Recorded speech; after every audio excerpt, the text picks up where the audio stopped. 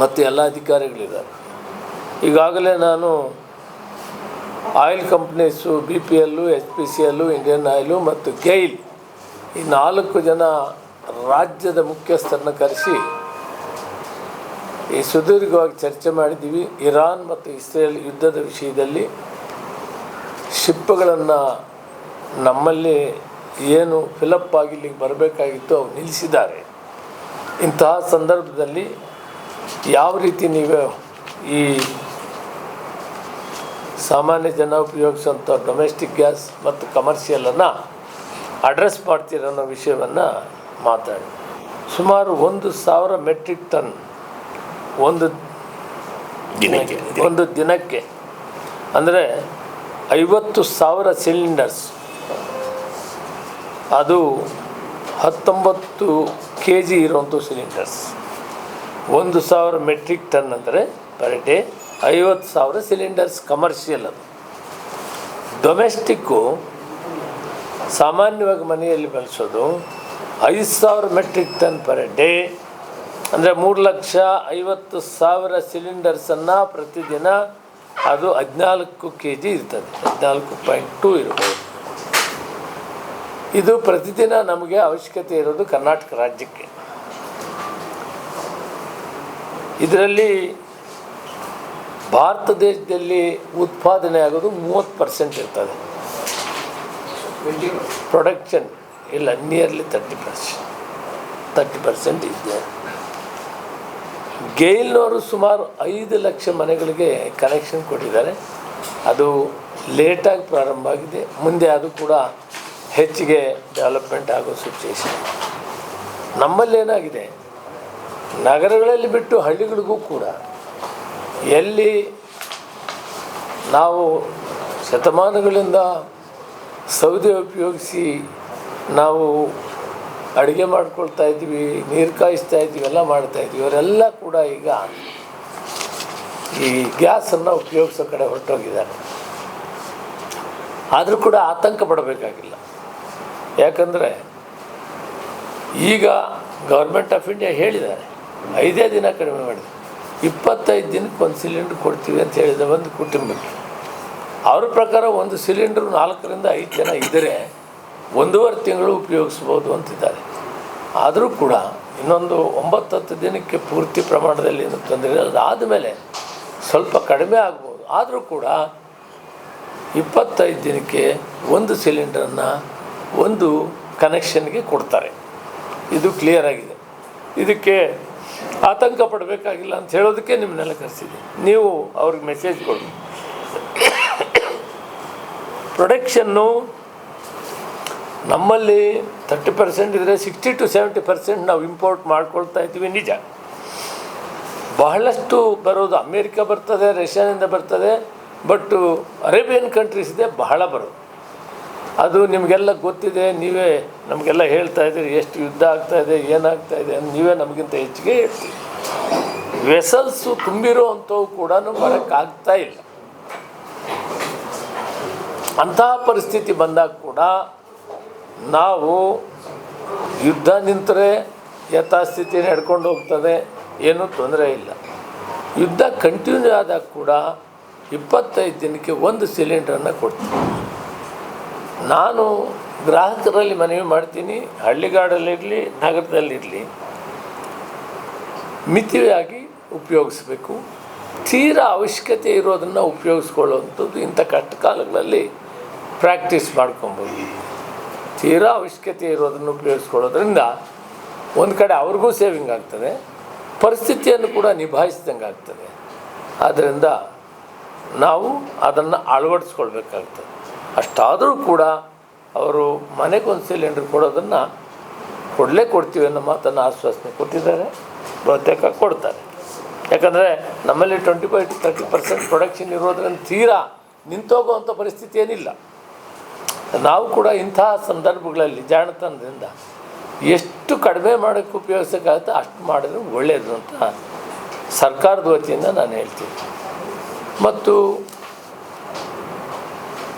ಆತಂಕಪಟ್ಟು ಹೆಚ್ಚು ಸಿಲಿಂಡ್ರನ್ನ ಬುಕ್ ಮಾಡುವಂಥದ್ದು ಇವೆಲ್ಲ ಮಾಡಿದರೆ ಕೊಡೋಕ್ಕಾಗೋದಿಲ್ಲ. ಅವರು ನೀವು ಯಾವಾಗೂ ಉಪಯೋಗಿಸೋಕ್ಕಿಂತ ಕಡಿಮೆ ಸ್ವಲ್ಪ ಉಪಯೋಗಿಸೋಣ, ಸೇವಿಂಗ್ಸ್ ಮಾಡೋಣ ಅನ್ನೋ ದೃಷ್ಟಿಕೋನದಲ್ಲಿ ಇಂತಹ ಸಂದರ್ಭದಲ್ಲಿ ಸರ್ಕಾರದ ಜೊತೆ ಮತ್ತು ಆಯಿಲ್ ಕಂಪನಿಗಳ ಜೊತೆಯಲ್ಲಿ ಸಹಕರಿಸಬೇಕಂತ ಸಾರ್ವಜನಿಕರಲ್ಲಿ ಗ್ರಾಹಕರನ್ನು ಕೇಳಬೇಕು. ಆ ಒಂದು ಎಷ್ಟು ಕೆಲಸ ಮಾಡ್ತೀವಿ ಅಂದರೆ ಹಾಸ್ಟೆಲ್ಸು ಎಲ್ಲ ಕಡೆ ಕೂಡ ಹುಡುಗರೆ ತಯಾರಾಗಿ ಹೇಳಿದ್ರು, ನಮಗೆ ಬೇಡ ಊಟ ಇವತ್ತು, ನಾವು ಸ್ವಾಭಿಮಾನವಾಗಿ ಬದುಕಬೇಕು ಅಂತ.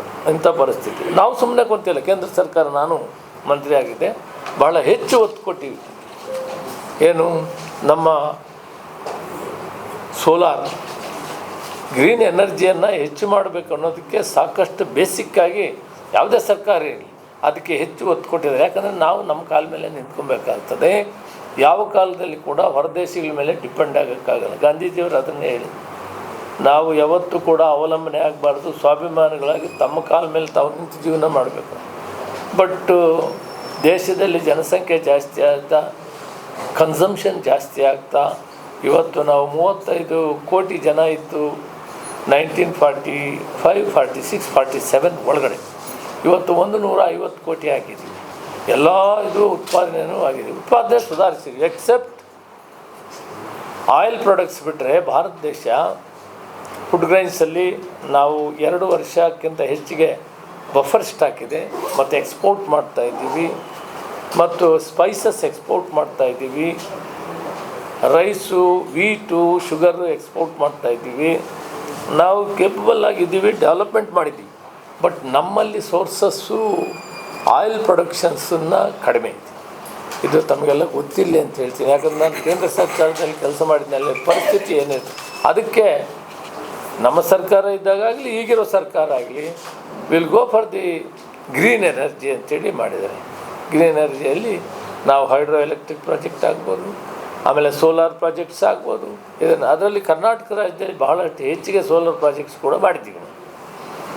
ಆದರೆ ಗ್ಯಾಸ್ಗೆ ಅವಲಂಬನೆ ಮಾಡಿ ನಾವು ಅಳವಡಿಸ್ಕೊಂಡ್ಬಿಟ್ಟಿದ್ದೀವಲ್ಲ, ಇದರ ಒಟ್ಟು ಕಷ್ಟ ಆಗಿದೆ. ಆದ್ದರಿಂದ ನಾವು ಇವತ್ತಿನಿಂದ ಇದನ್ನು ಕೂಡ ಅರ್ಥ ಮಾಡ್ಕೋಬೇಕಾಗುತ್ತೆ. ನಾವು ಕೂಡ ಈಗ ಇದರಿಂದ ಒಂದು ಹೊಸ ಪಾಠ ಕಲಿತು ಆಯಿತು. ಯಾವತ್ತಾದರೂ ಇಂಥ ಕಷ್ಟ ಬಂದಾಗ ದೇಶ ನಮ್ಮ ಕಾಲ ಮೇಲೆ ನಾವು ನಿಂತಬೇಕು, ಅವಲಂಬನೆ ಇರಬೇಕಂದ್ರೆ ಇವತ್ತು ನಾವು ಗ್ರೀನ್ ಎನರ್ಜಿಯನ್ನು ನಮಗೆ ಎಷ್ಟು ಬೇಕಾದಷ್ಟು ಮಾಡೋ ಪ್ರಯತ್ನವನ್ನು ಶೀಘ್ರವಾಗಿ ಮಾಡಬೇಕು. ರಾಜ್ಯನೂ ಮಾಡಬೇಕು, ರಾಷ್ಟ್ರನೂ ಮಾಡಬೇಕು. ಅದರ ಮುಖಾಂತರ ನಾವು ಇದೊಂದರಲ್ಲಿ ಕೂಡ ನಾವು ಇಕ್ಕಟ್ಟಿನಲ್ಲಿದ್ದೀವಿ. ಮಿಕ್ಕಿದ್ದೆಲ್ಲದರಲ್ಲಿ ಸೈನ್ಸ್ ಆ್ಯಂಡ್ ಟೆಕ್ನಾಲಜಿ ಆಗ್ಬೋದು, ಆ ಫುಡ್ ಗ್ರೈನ್ಸ್ ಪ್ರೊಡಕ್ಷನ್ನಲ್ಲಿ ಆಗ್ಬೋದು, ಇಂಜಿನಿಯರಿಂಗ್ ಡಿವಿಷನ್ನಲ್ಲಿ ಆಗಲಿ, ಎಲ್ಲರಲ್ಲಿ ಕೂಡ ನಾವು ಸರಿಯಾಗಿ ಮುಂದೆ ಸಾಗಿದ್ದೀವಿ. ಅದಕ್ಕೆ ನಾನು ಗ್ರಾಹಕರಲ್ಲಿ ಮತ್ತೊಮ್ಮೆ ಮನವಿ ಮಾಡ್ತೀನಿ, ಮಿತಿವ್ಯಯ ಮಾಡಿ, ಆತಂಕ ಬೇಡ. 25 ದಿನಕ್ಕೆ ನಿಮಗೆ 1 ತಿಂಗಳೊಳಗಡೆ 1 ಕ್ಯಾಲೆಂಡರ್ ಗ್ಯಾರಂಟಿ ಬರ್ತದೆ. ಅನುಸರಿಸ್ಕೊಳ್ಳಿ. 2 ದಿನ ಯುದ್ಧ ಇರೋದರಿಂದ ಅದಾದಮೇಲೆ ಸಮವಾಗಿ ನಡ್ಕೊಳ್ಳೋಕೆ, ಯುದ್ಧ ನಡೀತಾ ಇದ್ದರೂ ಕೂಡ ನಿಮ್ಗೆ 1 ಸಿಲಿಂಡರ್ ಅಂತೂ ಕೊಡ್ತೀವಿ ಅಂತ ಹೇಳ್ಬಿಟ್ಟು ಆಶ್ವಾಸನೆ ಕಂಪ್ನೀಸ್ ಕೊಟ್ಟಿದ್ದಾರೆ. ಕಮರ್ಷಿಯಲ್ಲು ಸ್ವಲ್ಪ ಕಷ್ಟ ಆಗ್ತದೆ. ನಾವೀಗ ಮನೆಯಲ್ಲಿ ಅಡುಗೆ ಮಾಡೋರಿಗೆ ಫಸ್ಟ್ ಪ್ರಯಾರಿಟಿ ಕೊಡಬೇಕಾಗ್ತದೆ. ಮನೆ ಅಡುಗೆ ಮಾಡೋರ್ದು ಆದಮೇಲೆ ಬೇರೆ ಅದಕ್ಕೆ ಪ್ರಯಾರಿಟಿ ಆಗ್ತದೆ. ಅದರ ಈ ಸಂದಿಗ್ಧ ಪರಿಸ್ಥಿತಿಯಲ್ಲಿ ಅವರು ಸಹಕರಿಸಬೇಕಾಗ್ತದೆ. ಕಮರ್ಷಿಯಲ್ಲು ಸ್ವಲ್ಪ ಕಷ್ಟ ಆಗ್ತದೆ. ಎಷ್ಟರ ಮಟ್ಟಿಗೆ ಮಾಡ್ತೀವಿ ಅಂತೇಳಿ ನಾನು ಸೆಕ್ರೆಟರಿವರೆಗೆ 1 ವಾರದಲ್ಲಿ ನೀವು ರಿಪೋರ್ಟ್ ಮಾಡಿ ಅಂತ ಹೇಳಿದ್ದೀನಿ. ಆಮೇಲೆ ಸೆಕ್ರೆಟರಿಯವರು ಪ್ರತಿ ವಾರಕ್ಕೂ ಒಂದು ಸಾರಿ ಈ ಪರಿಸ್ಥಿತಿಯನ್ನು, ಈ ಗಂಭೀರವಾದ ಪರಿಸ್ಥಿತಿಯನ್ನು ಸರಿ ಹೋಗೋ ತನಕ ಅವರ ಲೆವೆಲ್ನಲ್ಲಿ, ಸೆಕ್ರೆಟರಿ ಲೆವೆಲ್ನಲ್ಲಿ ಪ್ರತಿ ವಾರಕ್ಕೂ ಒಂದು ಮೀಟಿಂಗ್ ಮಾಡ್ತಾರೆ. ಆಯಿಲ್ ಕಂಪ್ನೀಸ್ ಜೊತೆಯಲ್ಲಿ ಟೈಮ್ ಟು ಟೈಮ್ ಏನಾಗ್ತದೆ ಅಂತ ನಮಗೆ ರಿಪೋರ್ಟ್ ಮಾಡ್ತಾರೆ. ಆದ್ದರಿಂದ ಇಷ್ಟೇ, ಗ್ರಾಹಕರು ಈ ರೀತಿ ಮಾಡ್ಕೊಂಡು ಹೋಗಲಿ. ಇಂತಹ ಕಷ್ಟಕಾಲಗಳಲ್ಲಿ ನಾವು ನಮ್ಮ ಕಾಲ ಮೇಲೆ ನಿಂತ್ಕೋಬೇಕು, ಮಿತಿವ್ಯಯನ್ನು ಮಾಡಬೇಕು. ಇದನ್ನು ಮಾಡೋದ್ರ ಮುಖಾಂತರ ನಾವು ಸರ್ಕಾರಕ್ಕೂ ಪ್ರಾಬ್ಲಮ್ ಆಗೋಲ್ಲ. ಆಯಿಲ್ ಕಂಪ್ನೀಸು ಅವ್ರ ಕಂಟ್ರೋಲ್ ಏನಿದೆ, ಅವ್ರ ಹತ್ರ ಇದ್ದರೆ ಅವ್ರು ಸಪ್ಲೈ ಮಾಡ್ತಾರೆ. ಕಮರ್ಷಿಯಲ್ ಕಾಂಪಿಟೇಷನ್ ಸಪ್ಲೈ ಅವರು ಎಷ್ಟು ಖರ್ಚು ಮಾಡ್ತಿರೋ ಮಾಡಿ ಅನ್ನೋ ಪರಿಸ್ಥಿತಿ ಇತ್ತು. ಎಷ್ಟಾದರೂ ಖರ್ಚು ಮಾಡಿ ಕೊಡ್ತೀವಿ ಸಪ್ಲೈ ಅಂತಿತ್ತು. ಇವತ್ತು ಆ ಪರಿಸ್ಥಿತಿ ಇಲ್ಲ. ಕಮರ್ಷಿಯಲ್ ನಾವು ಕಡಿಮೆ ಮಾಡಿಕೊಂಡು ಮನೆಯಲ್ಲಿ ಕುಟುಂಬದವ್ರಿಗೆ ಕೊಡೋದನ್ನು ಮೊದಲು ಮಾಡಬೇಕಾಗಿದೆ ಅನ್ನೋ ವಿಷಯವನ್ನು ತಿಳಿಸ್ತೀನಿ. ಕಮರ್ಷಿಯಲ್ ಆಲ್ಮೋಸ್ಟ್ ಕೊಡೋಕ್ಕೆ ಕಷ್ಟ ಆಗ್ತದೆ ಅನ್ನೋದನ್ನು ಕೂಡ ಈ ಹೋಟ್ಲಸ್ಗೂ ಇವರಿಗೆಲ್ಲ ಹೇಳುವಂಥ ಪರಿಸ್ಥಿತಿಯಲ್ಲಿ ನಾನು ಹೇಳ್ತಾ ಇದ್ದೀನಿ. ಅವರು ಎಚ್ಚರಿಕೆಯಿಂದ ಇನ್ನು ಕಾರ್ಯಕ್ರಮಗಳನ್ನು ಮಾಡಬೇಕು ಅಂತೇಳಿ ಮತ್ತೆ ನಾವು ಮುಂದೆ ನಾವೇ ಮಾಡಿಕೊಳ್ಳುವಂಥ ಕಡೆ ಗ್ರೀನ್ ಎನರ್ಜಿನ ಹೆಚ್ಚು ಒತ್ತು ಕೊಡಬೇಕು. ಕರ್ನಾಟಕ ಏನು ಕಡಿಮೆ ಇಲ್ಲ, ಸಾಕಷ್ಟು ಮಾಡಿದ್ದೀವಿ. ಸೊ ಇಷ್ಟನ್ನು ತಮ್ಮ ಮುಖಾಂತರ ಗ್ರಾಹಕರಿಗೆ ಮನವಿ ಮಾಡ್ತೀನಿ. ಯಾಕಂದರೆ ಅದರ ಉಸ್ತುವಾರಿ ನಾನು ನೋಡ್ತಾ ಇರೋದ್ರಿಂದ ಫುಡ್ ಡಿಪಾರ್ಟ್ಮೆಂಟು ಅವರು ಕೂಡ ಸಹಕರಿಸಬೇಕು ಅಂತ ಹೇಳ್ತೀನಿ ನಾನು ಇಂಥ ಪರಿಸ್ಥಿತಿಯಲ್ಲಿ. Thank you very much. ಕಮರ್ಷಿಯಲ್ಗಳಿಗೆ ಎಲ್ಲಿವರೆಗೂ ಕಷ್ಟ, ಎಲ್ಲಿವರೆಗೂ ಪೂರೈಕೆ ಮಾಡ್ಬೋದು ಅಥವಾ ಸಾಧ್ಯನೇ ಆಗಲ್ಲ, ಆ ರೀತಿ ನಾನು ಒಬ್ಬರಾದರೆ ಹೇಳ್ತೀನಿ ಎಲ್ಲ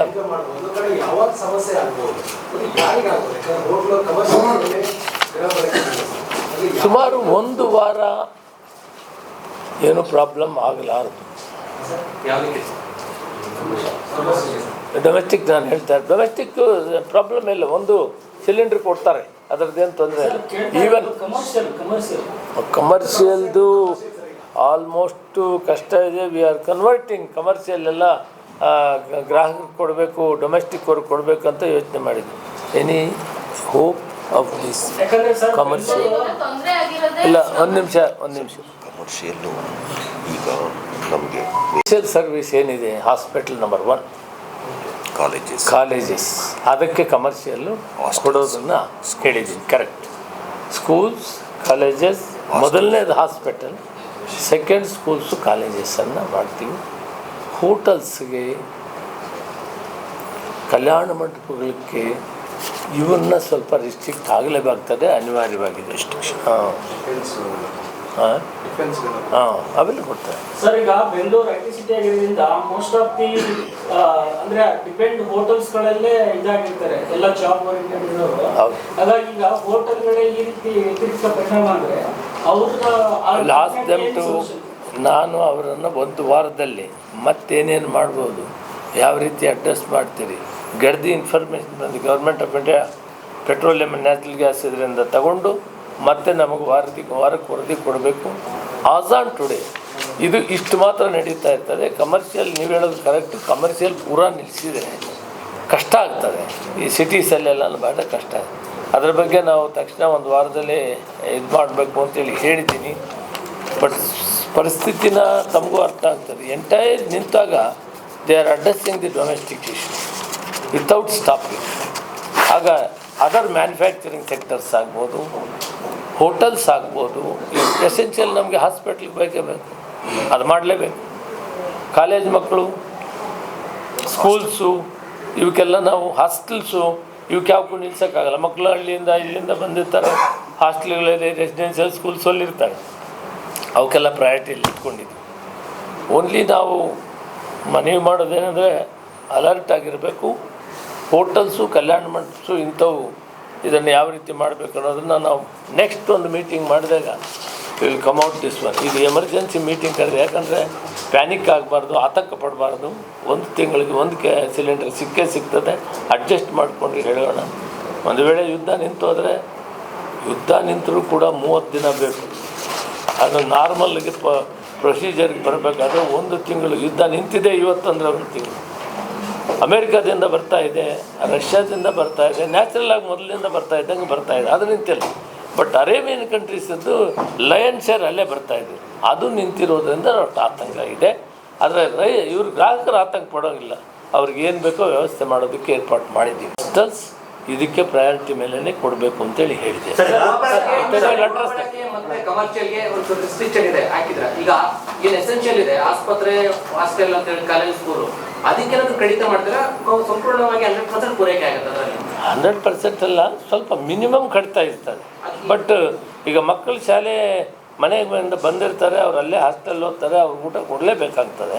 ಅದನ್ನು ಯಾವ ರೀತಿ ಮಾಡಬೇಕು ಅಂತ ಇನ್ನೊಂದು ವಾರದೊಳಗಡೆ ಇನ್ನೊಂದು ಲೆವೆಲ್ ಮೀಟಿಂಗ್ ಮಾಡಿ how to address these thing. ಈಗ ಸದ್ಯಕ್ಕೆ ನಡೀತದೆ, ಏನು ತೊಂದರೆ ಇಲ್ಲ ಸರ್. ಈ ಸಂದಿಗ್ಧ ಪರಿಸ್ಥಿತಿಯಲ್ಲಿ ಈ ಬ್ಲ್ಯಾಕ್ ಮಾರ್ಕೆಟ್ ತುಂಬ ಜಾಸ್ತಿ ಆಗ್ತದೆ ಸರ್. 2800ರಿಂದ 3000 ರೂಪಾಯಿವರೆಗೆಲ್ಲ ಹೋಗ್ತದೆ. ಅದನ್ನು ತಡೆಗಟ್ಟೋದಕ್ಕೆ ಏನು ಕ್ರಮ?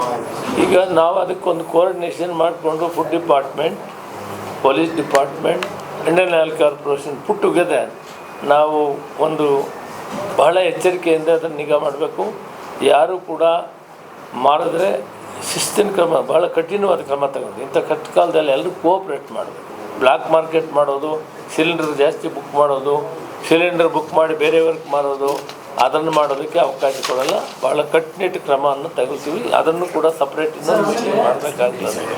ಸರ್, ಆಮೇಲೆ ಕೆಲವೊಂದು ಏಜೆನ್ಸಿಗಳು ಇದ್ದದ್ದೇ ಒಂದು ನೆಪವಾಗಿಟ್ಕೊಂಡು ಸ್ಟಾಕ್ ಮಾಡಿಕೊಂಡು ಈ ಸ್ಟಾಕ್ ಇಲ್ಲ ಅಂತ ಗ್ರಾಹಕರಿಗೆ ಹೇಳ್ತಾರೆ.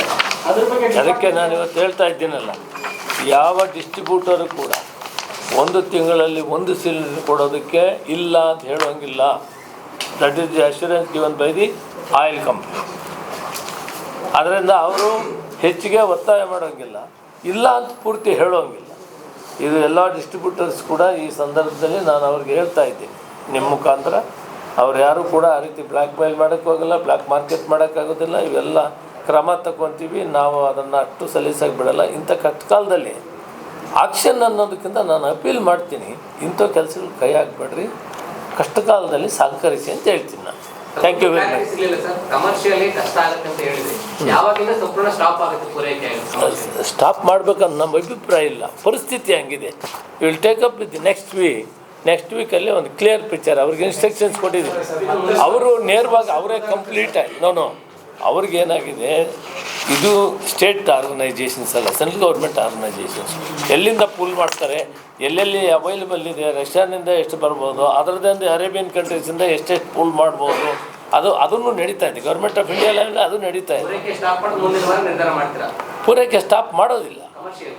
ಕಮರ್ಷಿಯಲ್ ಬಗ್ಗೆ ನೆಕ್ಸ್ಟ್ ವೀಕ್ ತೀರ್ಮಾನ. Thank you very much.